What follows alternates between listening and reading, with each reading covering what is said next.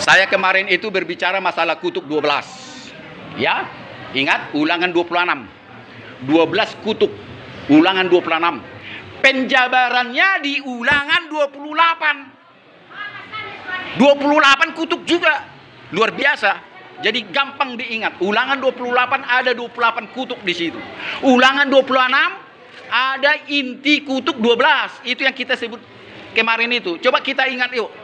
Ya, saudara-saudara mengatakan amin ya, cukup amin ya kalau saya mulai dari kutub pertama ya, kutub kedua sampai ke 12. Ya, saya udah siap?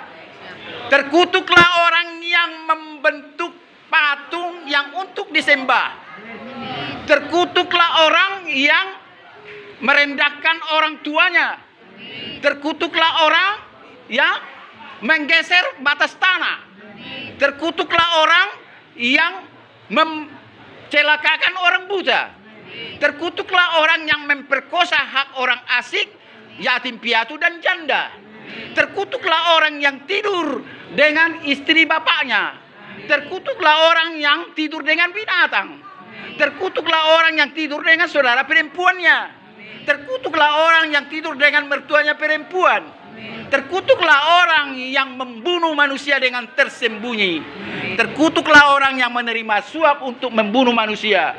Terkutuklah orang yang tidak mendengar dan melakukan hukum-hukum Tuhan. 12 kutuk. Penjabarannya akan terjadi di Ulangan 28. Itulah yang saudara dan saya terima. Ya, bukan berkat-berkat dari khotbah pertama tadi. Ini bego-bego, penyakit, ya, nggak punya anak, punya istri, ditidur orang lain. Kita menikah, diperawani orang lain. Kita menanam tumbuh-tumbuhan, orang lain yang memakannya. Kita bangun rumah, orang lain yang menempatinya. Macam-macam saudaraku. Ya, yang paling sakit saya kira dari semuanya ini, kita menikahi seorang wanita cantik dan perawan, orang lain yang memperawaninya sakit, bung. Itu kutuk sama saudara dan saya. Harta bisa dicari, tetapi wanita yang kita kasih, yang kita cintai, siapa yang bisa melebihi itu? Siapa yang bisa melebihi wanita yang engkau cintai, tetapi diperawani sama orang lain? Itulah kutuk kalau terjadi kepadamu dan kepada saya. 26 itu terlalu panjang kalau saya beberkan. Ini renungkan. Jadi bagus semua itu yang dikatakan tadi, berkat-berkat mengalir. Kasihnya seperti sungai, kasihnya, enak kali dinyanyi. Berkatnya, damainya seperti sungai, enak kali. Tuhan adalah gembalaku, takkan kekurangan aku. Ia membaringkan aku di padang yang berumput hijau. Ia membimbing aku ke air yang tenang. Ia menyegarkan jiwaku. Dia menuntun aku kepada jalan yang benar oleh karena namanya. Sekalipun aku berjalan dalam lembah kekelaman, aku tidak takut bahaya sebab Tuhan bersertaku. Gadamu dan tongkatmu itu yang menghibur aku. Engkau memberikan makanan bagiku bahkan di hadapan lawan-lawanku. Engkau mengurapi kepalaku dengan minyak. Pialaku penuh melimpah kebajikan dan kemurahan belaka akan mengikutiku. Dan aku akan diam di rumah Tuhan sepanjang masa. Enak kali kawan. Mazmur 23, 6 ayat itu. Enak bukan? Tidak ada di situ hukuman. Ya. Jadi kalau berbicara tentang yang enak-enak, bicara yang tidak enak. Baru sepadan dia. Ya, jadi cocoklah tadi hambanya memulai yang enak-enak. Saya sekarang yang tidak enak, yang 28 kutuk. Amin. Luar biasa. Tepuk tangan buat Tuhan. Tepuk tangan. Jadi kalau saudara hidup ini adalah pilihan. Saudara mau berkat, taat kepada dia. Mau kutuk, langgar. Masa bodoh. Ya, gampang kok. Makanya pilihan kok hidup ini. Jangan kira saudara sanggup mencari pencipta langit dan bumi. Jangan kira saudara beriman karena usaha dan pikiranmu. Tidak cukup. Hanya karena dia memilihmu. Tanpa dia memilihmu, kau tidak akan pernah menjadi orang-orang yang terpanggil. Ada istilah di sini, istilah terpanggil dan dipilih. Ya, banyak orang terpanggil tapi sedikit yang terpilih. Itu makanya saya katakan hidup ini bukan hanya anugerah semata, ya, sola gratia, tetapi sola fide, sola fight. Ada perjuangan. Itu makanya simbol sampai sekarang ini nggak jadi-jadi saya bikin. Mudah-mudahan nanti hari Kamis saya bawa sini. Ya, itu makanya visi dan pelayanan saya ke seluruh Indonesia adalah Presence for Crusade. Penjara untuk perang salib. Ada gambar saya seperti ini. Nanti saya bikin di sini. Saya tidak sempat memikirkan itu. Tadi sudah saya bayangkan. Ya, itu visi dan pelayan saya secara media sosial. Tinggal saudara lihat channel saya di situ. Maka keluar wajahmu ada nanti di situ. Dan botakmu ini pun sudah ada nanti di situ. Nanti saya masukkan. Itu gunanya saudara-saudara saya ambil gambarmu di sini. Secara tidak langsung saudara sudah bersaksi. Kapan lagi saudara diberkati? Bersaksi aja tidak mau, malu-malu. Ya, botak saya kemana-mana sudah viral ini. Makanya saya panggil dia tadi. Ya, sudah. Jadi sekali lagi saya katakan, ya, bahwa Tuhan itu memang baik. Tapi Dia adalah Elohim, Tuhan yang adil. Ya, kalau Dia hanya memberkati, ya sudah, capek-capek kita di sini. Capek-capek orang menyumbangkan membangun gereja yang walaupun sebetulnya bukan itu yang diharapkan Tuhan, yang dibangun oleh Sulaiman sekarang tidak ada. Berapa ratus tahun itu dibangun itu. Habis banyak mayat bergelimpangan waktu membangun itu. Besar kali itu rumah itu yang dibangun itu. Tetapi tatkala orang Israel sudah murtad, sudah menyembah lembu emas, sudah kawin yang bukan kepada orang Israel, yang bukan sepadan. Kuratakan itu Yerusalem itu. Kuratakan itu Sion itu. Tetapi dibikinlah perjanjian yang baru. Diperbaharuilah janji itu. Ada Yerusalem yang baru, kota Sion yang baru. Bukan di satu tempat, tetapi seluruh dunia. Ada Yerusalem Sion yang baru. Saudara tahu? Saudara tahu arti ayat itu? Bukan hanya di Yerusalem lagi. Bait Kudus yang dibangun oleh Daud dan diteruskan anaknya Sulaiman, tetapi baitnya di seluruh pelosok dari timur, utara, timur, barat, utara, selatan, di pelosok dunia ini. Di mana kira-kira baitnya itu? Di hati setiap orang. Ini dia. Bangunlah itu. Setelah sampai firmanku kepada pelosok bumi, baca di Wahyu nanti, cari di situ. Baru akan datang dia. Sebelum sampai, inilah tugas saudara dan saya yang sudah percaya kepada Dia sebagai Tuhan dan Juru Selamatmu, sebagai Tuhan dan Juru Selamat kita. Dia akan datang untuk kedua kali, menjemput orang-orang yang beristirahat, orang-orang yang dalam rest in peace, dibangkitkan bersama-sama orang yang hidup di dalam Tuhan untuk memerintah 1000 tahun lamanya. Baru Dia membangkitkan orang-orang mati dan yang hidup di luar Tuhan untuk tujuannya ke neraka.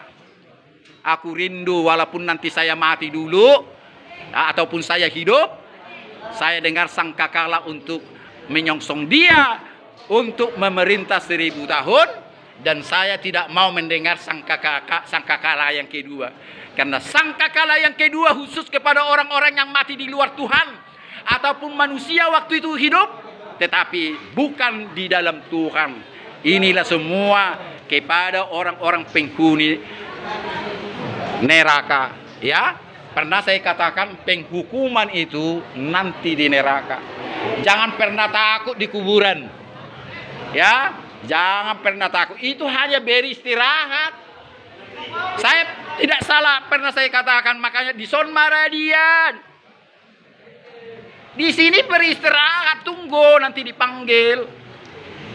Ya, buat apa kita percaya kepada Dia yang sudah mati, yang sudah binasa selama 3 hari, Tetapi kebinasaan tidak melekat kepada dia. Kebinasaan kalah, maut kalah. Dia bangkit dari kematian, hidup, dan naik ke sorga. Kalau saudara tidak percaya saudara dibangkitkan, buat apa percaya kepada dia? Ingat itu, bukan karena Kristen. Banyak orang Kristen tidak percaya itu. Ya, bahkan orang Yahudi sampai sekarang banyak itu tidak percaya itu. Karena Kristus mereka itu belum datang. Padahal dalam Yesaya 53 kalau Anda baca di situ, ya, Yesaya 53 boleh dibaca, ayo cepat, ayo. Ada waktu kita. Yang bisa yang cepat membacanya itu, ya. Masih ada waktu 10 menit. Tolong baca yang kencang. Ya. Dari pertama itu. Siapakah yang percaya kepada berita yang hampir dengar, dan kepada siapakah tangan kekuasaan Tuhan dinyatakan? Sebagai taruk ia tumbuh di hadapan Tuhan. Yang kuat.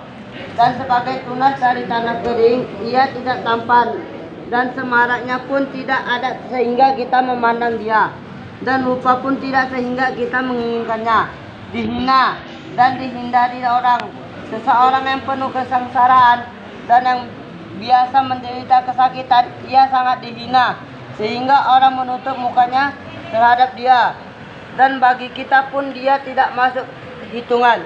Tetapi sesungguhnya penyakit kitalah yang ditanggungnya, dan kesengsaraan kita yang dipikulnya. Padahal kita mengira dia kena tulah, dipukul dan ditindas Allah. Tetapi dia tertikam oleh karena pemberontakan kita. Cukup, panjang kali. Ada yang terakhir itu, baca dulu kawan. Yang terakhir itu. Yang ada kata tikam, ayo. Tetapi dia tertikam oleh karena pemberontakan kita. Bayangkan ini nubuat Yesaya ratusan tahun, bahkan mungkin ribuan tahun. Bapak ini lebih tahu itu. Sebelum dia lahir. Berapa tahun, Pak? 6 sampai 700 tahun sebelum dia lahir sudah ada ceritanya di sini. Macam mana lagi saudara? Bahkan tertikam katanya, betul nggak ditikam dia? Ya. Betul? Udah ada di sini kawan. Inilah kitab orang Ibrani yang kita baca tadi, tapi orang itu tidak percaya. Katanya bukan itu yang ditikam. Bukan Yesus itu yang disalibkan. Kadron. Padahal di kitab mereka sudah tertulis ini Yesaya 53. 6 sampai 7 lebih tahu Bapak ini 600 sampai 700 tahun sebelum dia lahir, tahun Masehi. Kalender kita 2021 berarti 2021 tahun yang lalu baru terjadi ini.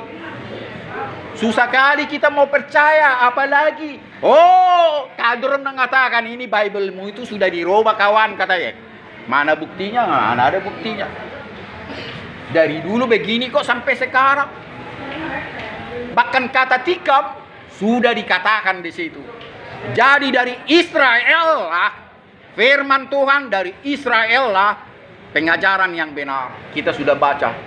Dan dialah pusat dan kepala gereja Kristus kita itu.